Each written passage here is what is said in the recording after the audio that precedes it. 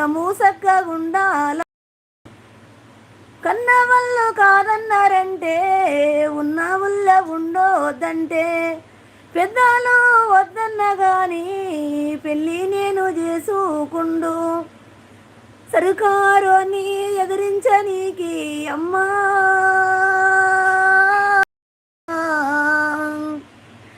మీ నాన్న సంఘంలో చేరేనమ్మా. జోజో వరినే పాడనా నాయమ్మా, నీకు లాలి పాటాలే పాడనా, నీకు లాల పోసి నిరపుచ్చనా.